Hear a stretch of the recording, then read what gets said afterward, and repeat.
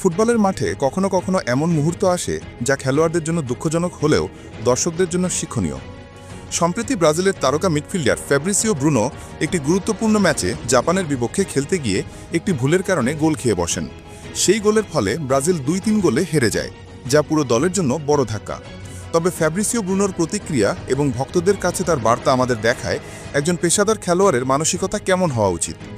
ম্যাচের পর ব্রুনো সরাসরি বলেছেন, আমি দুঃখিত, কিন্তু একটি ভুল দিয়ে আমাকে বিচার করা ঠিক নয়। খেলায় ভুল হয়, সমালোচনা আসবেই, তবে আমি চাই না মানুষ এতটা কাপুরুষ হোক যে একটি ভুলের জন্য আমাকে দোষারোপ করে চলুক। আমি ভুল করেছি, ক্ষমা চাচ্ছি, এখন খেলাতেই মন দেব। এই কথাগুলো স্পষ্টভাবে দেখায় যে তিনি নিজের ভুল স্বীকার করেছেন, কিন্তু পুরো ক্যারিয়ারকে একটি মুহূর্তের ভুলের সঙ্গে মাপা উচিত নয়। মাঠে খেলোয়াড়দের ভুল হওয়া স্বাভাবিক এবং গুরুত্বপূর্ণ হলো সেই ভুল থেকে শেখা। ফ্যাব্রিসিও আরও বলেন, ওটা ছিল দুর্ভাগ্যজনক একটি মুহূর্ত। আমার পা ঠিকভাবে বসেনি, তাই শটটা ঠিকমতো হয়নি। পুরো দোষ আমার। আমি দায়িত্ব নিচ্ছি এবং ভক্তদের কাছে ক্ষমা চাইছি। এখান থেকে বোঝা যায় খেলোয়াড়ের মূল দায়িত্ব হলো নিজের ভুল স্বীকার করা এবং সেটি থেকে শেখা নেওয়া।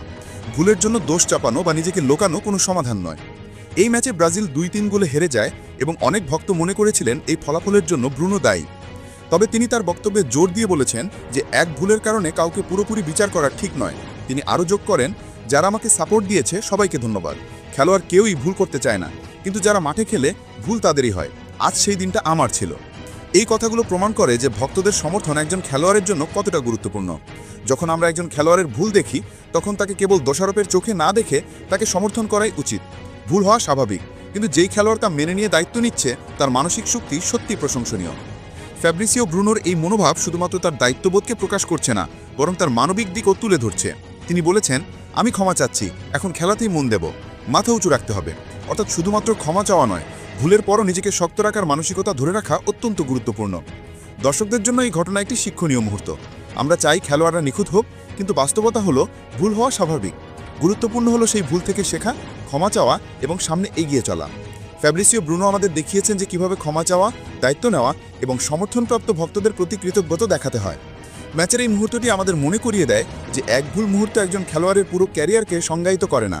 ফ্যাব্রিসিও বলেছেন, আমি দায়িত্ব নিচ্ছি এবং ভক্তদের কাছে ক্ষমা চাইছি। এখন সময়টা মেনে নিতে হবে, কষ্টটা অনুভব করতে হবে, কিন্তু মাথা উঁচু রাখতে হবে।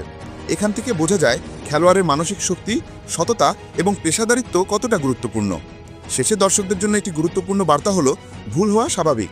একজন খেলোয়াড়ের একটি মুহূর্তের ভুলের জন্য তাকে দোষারোপ না করা, তাকে সমর্থন করা এবং ভুল থেকে শেখার সুযোগ দেওয়া ফুটবলের সবচেয়ে সুন্দর দিকগুলোর মধ্যে একটি।